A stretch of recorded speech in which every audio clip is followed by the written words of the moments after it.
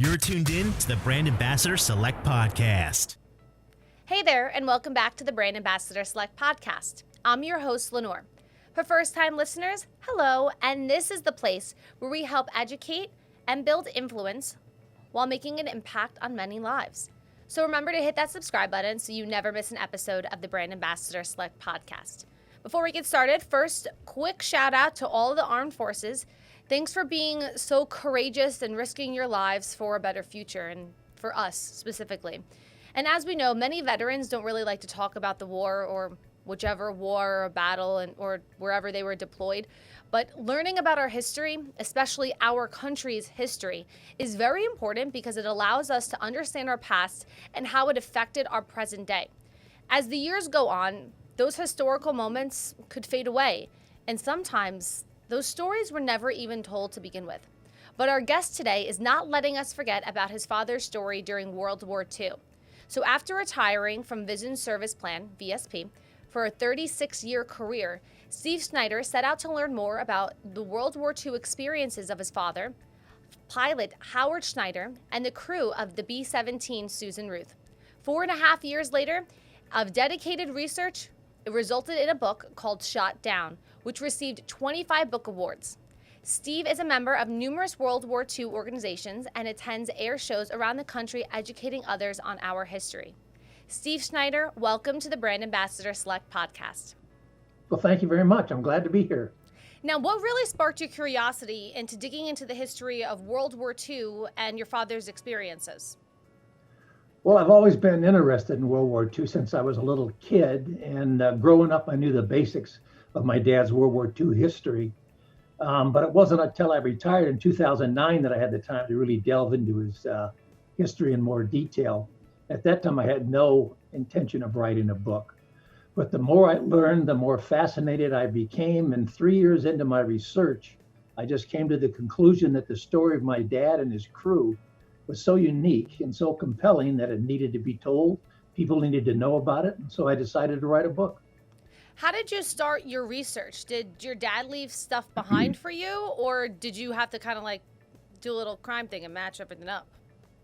Well, my parents had kept a lot of material from the war years, and there were two items that were really significant. One was a diary that my dad wrote while he was missing in action about his plane being shot down. That's absolutely riveting, which is I put in the book. And the other were all the letters that my dad wrote to my mother while he was stationed in Europe before he got shot down.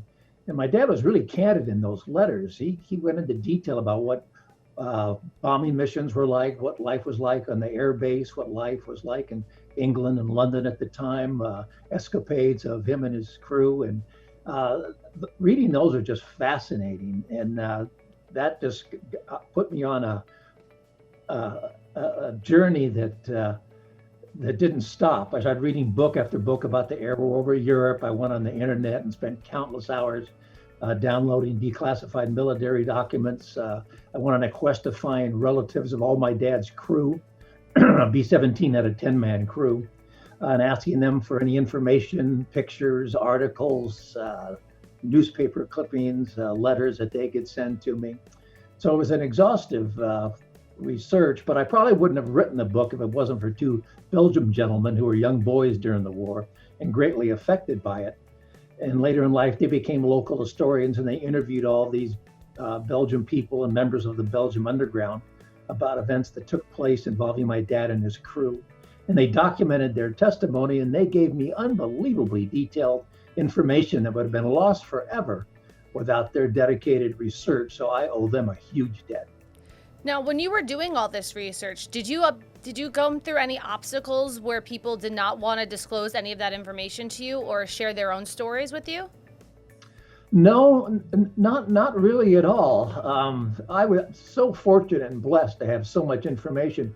You know, most people know little about their World War II vet, whether it's a son or a daughter or a cousin or an uncle, because the veterans just never talked about it. But I had all this information from my dad and other members of the crew who survived. Of his 10-man crew, 5 came back, but 5 did not. And then all that information from the Belgian people. The only time I guess I had a question is when I found the German Luftwaffe pilot that shot down my dad's plane and interviewed him for the book. How did that go? That was fast, and I get chills just talking about it right now. Fortunately for me, he became a translator after the war and speaks perfect English. In fact, he's the only person from the shot down story who's still living. Hans Berger's his name. He lives in Munich, Germany. He's 96 years old. And when I was interviewing for the book, I was just bombarding him with all these questions. And at one point he goes, Steve, I really don't know you. And you're asking me all these personal questions. But I built his trust up. And so we developed a good friendship. But no, I really didn't have any obstacles at all in getting information and doing my research. That's awesome, because like you said before, I know many vets really don't want to really talk about their experiences and that. So how is it like for you when like your dad was home and growing up? Well, like most World War II veterans, he didn't talk about the war very much. I just knew the basics, like I mentioned. It wasn't until 1989 when a memorial was built in the little village of Mackinoise, Belgium, where his plane came down. That the memorial was erected. My dad and the other three members of the crew went over for the dedication of the memorial. And there he was reunited with all these Belgian people that hid him during the war, revisited all these places where he was hidden. And that brought it all back, and he started talking about it after that. And then my first trip to Belgium, I've been there 6 times, was in 1994, 5 years later, for the 50th anniversary of the liberation of Belgium and of my dad's plane being shot down. And that's when it became first personal for me, because I saw all these places firsthand, was actually able to meet a couple of his helpers before they passed away. So the book is called Shot Down, and it can be purchased at stevesnyderauthor.com. Now, how did your family feel about you writing your father's story, though? Oh, they thought it was wonderful. And most people couldn't believe it. I had a 40-year career in sales and sales management. Then all of a sudden, I start writing a book, and then I tell people I wrote this book, and they're going, "What? You wrote a book?" But they were very excited about it, and they learned more about either their dad, their uncle, or what relationship that it was. And it's had pretty good success. It's just unfortunate that my dad wasn't around to witness all that's taken place and have his story told. But the book's just not about my dad, but it's about what happened to each member of the crew, because something different happened to each guy. And it's also about all those courageous Belgian people that risked their lives trying to help them after they were shot down and bailed out of their plane. Now, what did you learn from writing this book? What did you walk away with? Oh, just when I started writing the book at first, very initially, I thought it was going to be about my dad, but very quickly I realized it wasn't just about my dad. It was about each member of his crew. It was about really all the men who fought in the 8th Air Force and the air war over Europe, and really all the men and women who served during World War II. So just a greater appreciation for the sacrifice and dedication and courage and bravery that they showed to give their lives and to fight to preserve the freedoms that we enjoy today. No, that's actually really awesome. I don't even know how to go after that. But what advice do you have for other family members who may be dealing with their own family members or lost ones that are overseas right now? Oh gosh, that's a big question. To break it down into categories, I guess, as I mentioned, a lot of people don't know about their vet who fought in World War II, but there's a lot of information that's available out there now that wasn't a few years ago. The internet's incredible, and there's all these websites and Facebook pages that have members that know a great deal. That can provide information and background and history and pictures for people. So it's not as hard as people might think it might be. For those that are serving today, it's and we have to thank all the men and women who serve in the military forces, because it's a voluntary army today. and there's no quote unquote world war going on today. So the call isn't there, but still to go in and defend their country and to keep us safe. I can't thank them enough. That's one. I live in Seal Beach, Southern California, and there's a naval weapons station right next door. And every morning at 8 o'clock, they have reveille and they play the national anthem, which is a great thing. And kind of everyone in the area, kind of inspires them and lets them know and helps them remember, what took place so many years ago. And what an incredible alarm clock, too. 8 o'clock in the morning, listening to that. It's like, okay, let's start my day. We started it out good. Let's keep going. Let's keep the pace up. Yeah, and then they have retreat at 8 o'clock at night where they have these bugle calls. Oh, it's pretty cool. So it's fine. You know exactly when to wake up and when to, okay, maybe I guess it's okay if I go to bed now. It's a little later. It's okay. Now, thank you, one, for not just writing this book, but for really educating and keeping history alive. So how important is the education on history for you? Oh, well, really, since I wrote the book, it's totally changed my life. I retired, was just taking it easy. And since I wrote this book, I travel all over the United States, not this year with the coronavirus, but and usually all over the United States, attending air shows, signing copies of my book. And I do a lot of speaking, make PowerPoint presentations to all sorts of different types of groups. And it's really my mission to remember, honor, and educate, to remember the air war over Europe, to honor the men who fought it, and to educate the public about it. Because World War II ended 75 years ago, and it's fading in people's memory, and we just cannot let that happen. The brave young men who fought and died for freedom, we just can never forget their sacrifice. It's our duty to remember. And a lot of the younger generations today, they really have no concept of, what took place back then, because we really don't teach it much in schools anymore. And they don't realize that all the freedoms that they enjoy today are because men sacrificed, fought, and died to preserve those freedoms. A lot of people just take it for granted that, we have these freedoms to protest or do whatever we want to. And if we had lost the war and we lived in Nazi United States, there would be no freedoms at all. No, I don't even want to think about it. So Thank you to your dad and everybody else who fought at that time to, like you said, build a better future for you, his kids, and everybody else that's listening right now.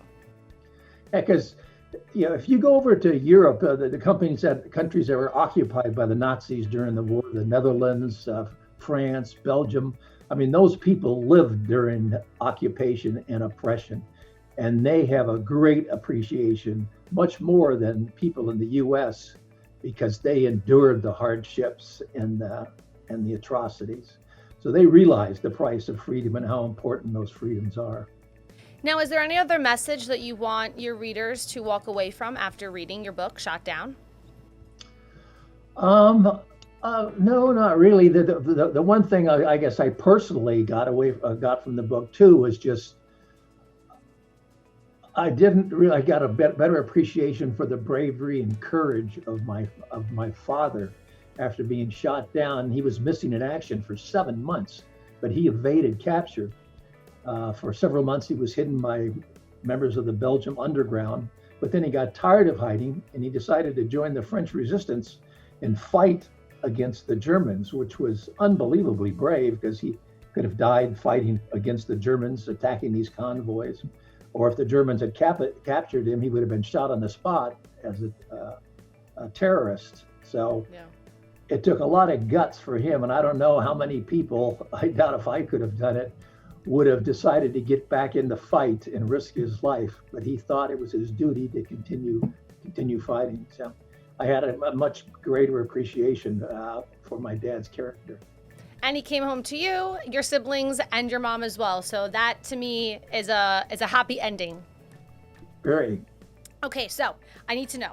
I think your book should be a movie. So if anybody picks it up, hey, I want to come watch it. 2, who would you like to play your dad if your book was made into a movie? Okay, well, a lot of people say it should be made into a movie. I think it'd be actually better as a mini series because Okay. there's so many storylines. It'd be hard to try to capture anything in just a 2-hour movie. But if it was made into a movie, the absolutely dream come true would be my youngest son, Clayton Snyder, to play his grandfather in the movie. He's done a lot of acting. If you ever watched the show Lizzie McGuire. Wait, stop, hold on. Years ago, he played Ethan Kraft. What? Oh, Yeah. Okay, I'm done. I'm done. You can continue going. I'm all for it. Is there a petition? Because I'll sign it. Actually, my son was a film major too, Clayton, in college. And we recently produced a 13-minute documentary short that we've entered into a number of film festivals, and it's got accepted into, I think 12 now, and in the 5 it's shown, it's won 4 awards. So, we kind of worked on that. He's kind of more gotten into real estate now, but he still does acting. I'll take it. I'll take him out of the housing markets, go straight to Hollywood or wherever you want to film this, and I'll just, be in the back watching. No big deal. I invited think myself. that would attract, the younger female audience, since he had a pretty big following when he was Ethan Kraft. I may or may not have had a picture of him in my room, but that's just besides the point. Don't tell him that. I don't want it to look creepy, okay? Well, thank you so much for joining us, Steve. The book, Shot Down, definitely have to go check that out. SteveSnyderAuthor.com. And you can purchase it there. If you'd like to reach out to Steve, you can email him, steve@SteveSnyderAuthor.com. That's SteveSnyder author.com. Steve, thanks so much for joining us today and keeping, your father's story alive and educating the rest of the future generations. It's our duty to remember, and I thank you very much, Lenore, for having me on your show. I'm Lenore, your host of the Brand Ambassador Select podcast. Again, don't forget to hit that subscribe button so you never miss an episode. It's right below wherever you may be listening to your podcast these days. And we'll see you next time back for another episode of the Brand Ambassador Select podcast.